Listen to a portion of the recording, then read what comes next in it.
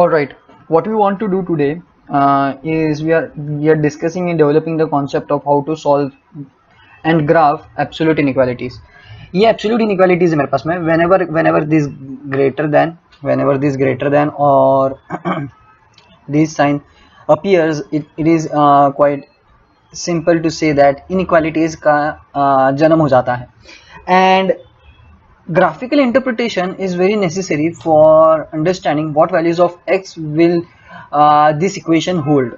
यहाँ पे मैं सिंपली कोई भी x की वैल्यूज लेके ये नहीं बोल सकता हूँ कि भाई इसका डोमेन तो आप कुछ भी लो that will satisfy this, because it is not something which is equal to sign. वहाँ पे equal to वो equate नहीं हो रहा है कभी. It is something जो ये बता रहा है कि this entire term, this entire function, which is, let's say for our sake of understanding, let's say this is my f of x, then this f of x is greater than this constant. Which constant? This constant we can give name to that constant also. हम ये भी बोल सकते हैं कि this is my constant function g of x. So in such case ये मेरा क्या हो जाता है कि मेरा g of x जो है it is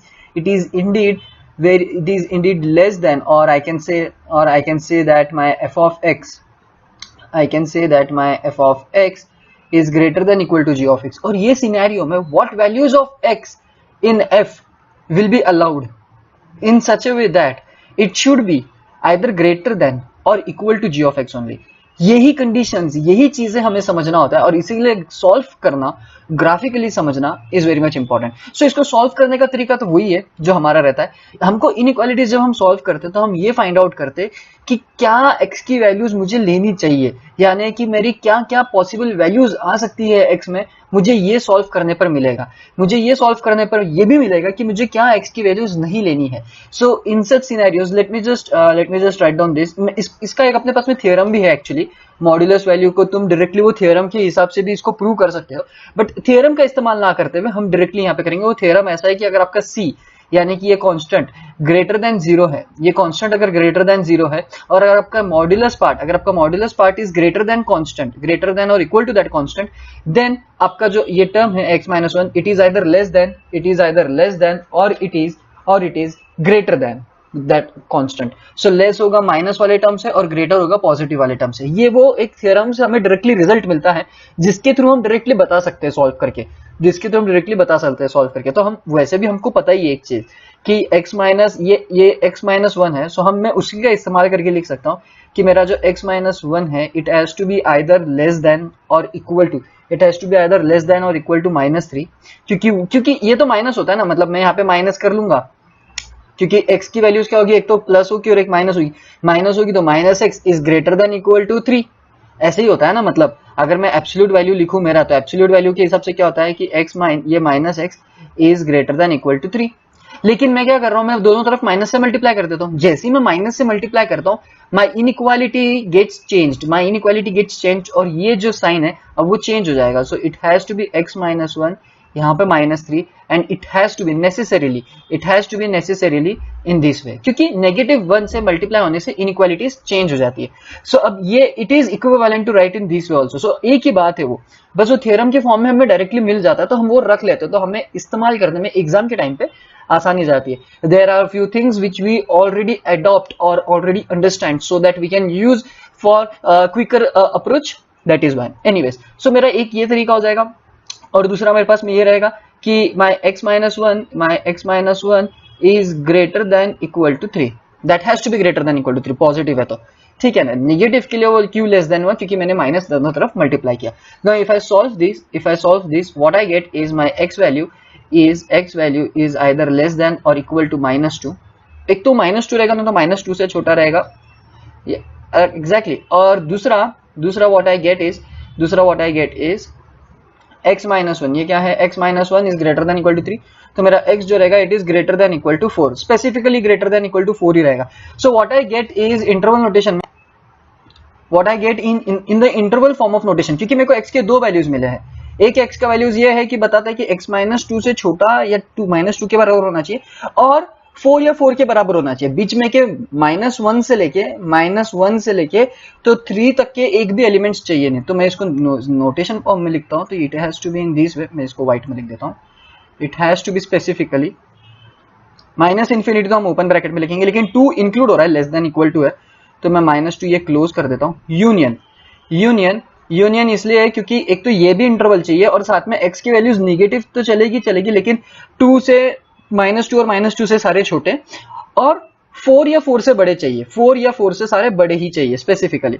सो मेरा 4 आना चाहिए, लेकिन ये नहीं चाहिए मेरे को, तो मैं ये ऐसा इंटरवल। सो ये हो गया मेरा इंटरवल नोटेशन। सो इसका मतलब मेरे को बता दे रहा है कि मेरे डोमेन क्या है, मेरा डोमेन इज -इन्फिनिटी से -2, यूनियन 4 से लेके +इन्फिनिटी। डोमेन बोलो या फिर नहीं, डोमेन ही बोलना पड़ेगा, रेंज तो स्पेसिफिकली बोल दिया है कि आपका जो है वो इट हैज टू बी, मतलब रेंज भी बोलेंगे तो भी चलेगा, रेंज भी वही आने वाली है आपकी जो 3 से बड़ी होगी अल्टीमेटली। और यहाँ पे आपको पता चलता है कि इस डोमेन की वैल्यू के लिए आपकी रेंज हमेशा 3 से बड़ी रहेगी।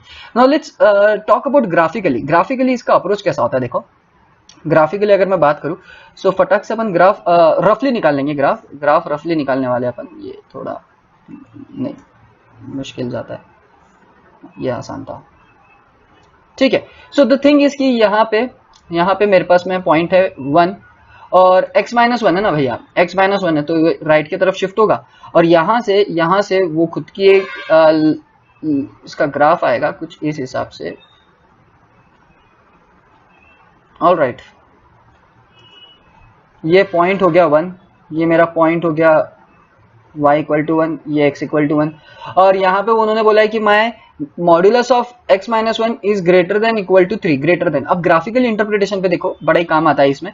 ग्राफिकली हम क्या कर देते हैं, हम ग्राफिकली ये कंसिडर कर लेते हैं कि भाई देखो हम दो इक्वेशन फंक्शन कंसिडर कर रहे हैं और हमने ये ग्राफ निकाल लिया दोनों फंक्शन का। अब क्या है, हमको बोला गया कि modulus is greater than equal to, और हमें ये भी पता है कि इसके जो वैल्यूज है ना बेसिकली भैया, यहाँ पे अगर आप देखोगे तो ये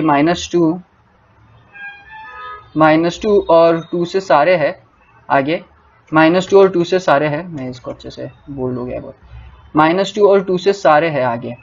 ऑल राइट, सो यहाँ पे ये जो रहेगा पॉइंट, ये पॉइंट इंक्लूड हो रहा है और इसके आगे -इन्फिनिटी तक के। सिमिलरली ये 2, 3 और 4 से लेके 4 से इंक्लूड हो रहा है और ये इन्फिनिटी तक के जा रहा है, और ये हो गया ग्राफिकल इंटरप्रिटेशन। इसका मतलब ये रीजन जो है आपके ग्राफ का, ये region is what we are concern with, and यहाँ पे ये रीजन इतना what we are concern with. और ग्राफिकल इंटरप्रिटेशन देखते से ये बता देता है कि मॉड्यूलस जो है, अगर the function is greater then this function f(x), तो इसका जो रीजन रहेगा, द सॉल्यूशन पार्ट जहां पे मेरे वैल्यूज जो है x वो सेटिस्फाई करेंगे ये इक्वेशन को, वो रहेगा f(x) का ग्राफ जहां पे g(x) से बड़ा है। f(x) का ग्राफ यानी कि अबव रीजन कौन सा रहेगा, g(x) के ऊपर वाला। सो अगर मेरा ये g(x) है, अगर ये मेरा g(x) है और अगर ये मेरा f(x) है, तो मेरा जो रीजन रहेगा सॉल्यूशन का वो सारे ये वाले पार्ट के रहेंगे, ये वाले साइड के, क्योंकि अबव यहीं पे है ना, यहीं पे तो ऊपर जा रहा है ना वो specifically, and that is why we get this kind of points. Now let's move on to this next example.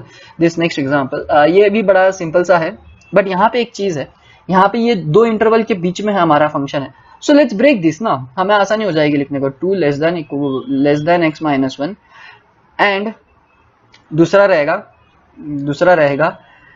x-1 is less than equal to 5। Now it's okay for me to write it in this way also, मेरे लिए ये सही है, इसमें कोई गलत नहीं है मेरे लिए, we can write it. Now the thing is that how to solve this. Well specifically आप इसको क्या करेंगे, हम इसको सेपरेटली सॉल्व कर देंगे, और जो इंटरवल मिलेगा बाद में, इसका इंटरवल दोनों में क्या कॉमन एलिमेंट्स है हम उसी को इंक्लूड करेंगे, जो एक में है दूसरे में नहीं है हम उसको एक्सक्लूड कर देंगे, और उस हिसाब से हमको एक इंटरवल मिलेगा। वो इंटरवल ये एक्स वैल्यूज के लिए सेटिस्फाई करेगा, वही वैल्यूज के लिए ये पूरा इनइक्वालिटी सेटिस्फाई करेगा। ये क्या बताता है, ये इनइक्वालिटी ये बताता है कि my this x values lies in between this and this number. और वो कैसे नंबर है, तो देखो मेरा ये इनइक्वालिटी क्या बोलता है कि देखो सबसे पहली बात तो ये इसके जैसा ही है, एग्जैक्टली इसके जैसा है। So I can write it in this form also कि मेरा x-1 is less than equal to -2 and x-1 is greater than equal to 2, क्योंकि ये तो यहीं पे ग्रेटर देन इक्वल टू नहीं आएगा, सॉरी इक्वल टू नहीं है, तो स्ट्रिक्टली ग्रेटर देन आएगा, बस बाकी तो कुछ नहीं चेंज होगा। अब यहाँ पे अगर मैं इसको सॉल्व करता हूं तो मेरे को क्या मिलता है, x has to be less than, it has to be strictly less than how much number, -1, it has to be less than -1 या -1 से छोटा, तो -2 -3 रह सकता है एग्जैक्टली और यहाँ पे बोल रहा है कि x -1 has to be strictly greater than 2, तो x क्या हो जाएगा, स्ट्रिक्टली ग्रेटर देन 3, सो उसको ग्रेटर देन 3 होना है लेकिन लेस देन -1 होना है।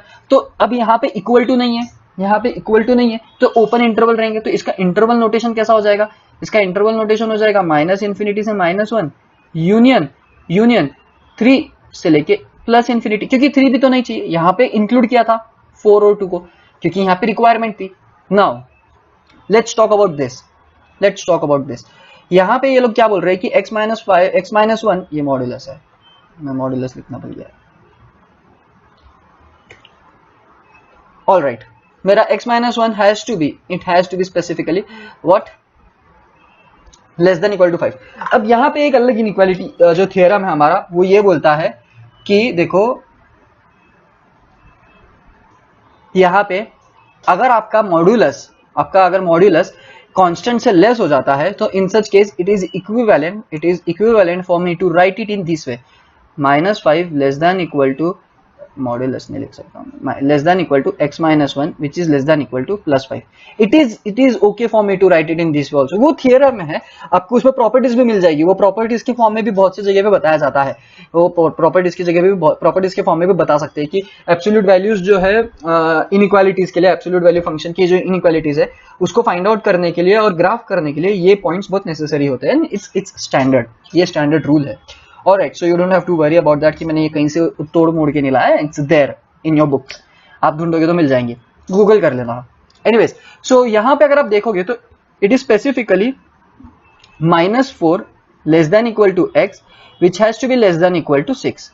इसका मतलब ये हो गया, इंटरवल नोटेशन तो बोल रहा है -4 से लेके 6 तक के ही एलिमेंट्स है, so the highest value that my x can hold for this inequality is 6 and the minimum value is -4, whereas for this inequality my function my x values had many values, मतलब -∞ और -1 के बीच में जितने भी values है सब, और 3 और ∞ के बीच में जितने भी वैल्यूज है वो सब, लेकिन क्योंकि यहाँ पे एक रेस्ट्रिक्शन आ गया है तो अब मेरे को दोनों का मिला के एक मेरे को इंटरवल फॉर्म बनाना पड़ेगा, and that interval form should be देखो -4 आ रहा है, इसमें आ रहा है -5 नहीं, -3 हाँ, -2 हाँ, -1 नहीं, तो मैं क्या करूंगा, -4 तो ले रहा हूं मैं, लेकिन मेरे को -1 नहीं चाहिए, यूनियन, इसमें 0 नहीं था, 1 नहीं था, 2 नहीं था, तो इसमें है तो हम नहीं लेंगे, इसमें है लेकिन इसमें नहीं है तो हटा दो। सिमिलरली इसमें 3 है पर इसमें नहीं है तो हटा दो, बचा क्या यहाँ पे 4, तो 4 से ले लो आप 4 से शुरुआत करो ना, 4 से शुरुआत करो, इसी का मतलब ये हो गया कि 3 लिख दो ना ऐसे और 6 को इंक्लूड कर लो, सो ये हो गया ग्राफिकल इंटरवल नोटेशन। यही मतलब है कि 3 मत लो, 3 के आगे के वैल्यूज लो, हम डेसिमल्स नहीं कंसिडर कर रहे हैं, हम होल नंबर कंसिडर कर रहे हैं फॉर टाइम बीइंग, तो क्लियरिटी मिले, नहीं तो आप 3.121 भी ले सकते हैं, 3.5 भी ले सकते हैं, बट आप स्पेसिफिकली 3 नहीं ले सकते, आप 3 लेंगे तो यहाँ पे वो कंडीशन सेटिस्फाई नहीं करके देगा आपको। ओके, सो यहाँ पे ये आपका आंसर आ गया है। अब इसको ग्राफिकली अगर मेरे को देखना है तो it is very simple, again वापस यहाँ पे, एक्सेप्ट अब यहाँ पे देखो एक ही चीज रहेगी, एंड दैट इज समथिंग कि यहाँ पे मेरा अगर x इक्वल टू 1 है, अगर मेरा यहाँ पे x इक्वल टू 1 है तो यहाँ पे ये ग्राफ आ जाएगा, ऑलराइट, यहाँ पे मेरा ये ग्राफ आ जाएगा कुछ इस हिसाब से, ठीक है, और यहाँ पे मेरा ये पॉइंट रहेगा, मेरा ये पॉइंट, ये ग्रीन ले लेता हूँ, क्लियरली दिखेगा, ये 1 ये 2, तो यहाँ से एक लाइन पास होगी ये 2 पे से, ठीक है, फिर ये 3 ये 4 और ये 5, तो ये 5 पे से भी एक लाइन पास होगी, है ना, 5 पे से भी तो लाइन पास होनी चाहिए, ठीक है। सो इसका मतलब क्या हो गया, देखो 2 लाइन आ गई मेरी, एक तो ये आ गया मेरा, एक तो ये आ गया जो कि है 5 के लिए, ओके, मैं इसको लेट्स से नाम दे देता हूं g, ये मेरा एक और आ गया, लेट्स से ये हो गया मेरा आइस ब्लू कलर है, ये हो गया h,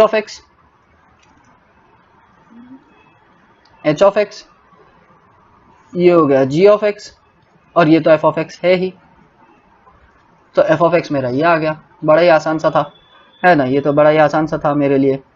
और अब ये तो मैं बता ही सकता हूँ ना कि ये रीजन में मेरा ग्राफ आ रहा है, क्योंकि ग्राफ बेसिकली वो तो है उन दोनों के बीच में। लेकिन लेट्स जस्ट देखते हैं ना कि कहां से आ रहा है। तो देखो इन्होंने बोले -1 चाहिए नहीं, और यहाँ पे अगर आप देखोगे तो एक मैंने राउंड किया है सॉलिड जो बताता है कि मेरे को इस पॉइंट को इंक्लूड करना है। तो मैं ऐसा क्या करूं जो मेरे को वो पॉइंट को इंक्लूड नहीं कर रहा है, मेरे को -1 इंक्लूड नहीं करना है। सो मैं क्या करता हूं, मैं वहां पे एक होल क्रिएट कर लेता हूं। ये होल बताता है ये कि भाई मैं ये -1 को इंक्लूड नहीं करने वाला हूं, लेकिन मैं जाऊंगा कहां तक के, मैं जाऊंगा सिर्फ -4 तक के। तो मैं यहाँ पे एक सॉलिड सर्कल इंक्लूड कर लेता हूँ, जो मेरे को बताएगा देखो मेरे को इतनी ही पार्ट में रहना है। -4 चाहिए लेकिन -1 नहीं चाहिए। सो -1 नहीं चाहिए तो वहां पे एक शैलो सर्कल आ गया, क्योंकि वो सेटिस्फाई नहीं करता है इस चीज को, वो वहां पे मेरा फंक्शन अनडिफाइंड टाइप्स हो जाता है।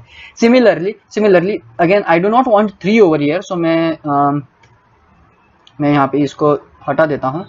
And now what I will get over here is a circle, और ये मेरा 3 को रिप्रेजेंट कर रहा है, ये 2 है। और यहाँ से आई गेट द वैल्यूज, लेकिन कहाँ तक के जाएगी, लेकिन सिर्फ और सिर्फ 6 तक के जाएगी, क्योंकि 6 इज द लिमिट 4 5 6।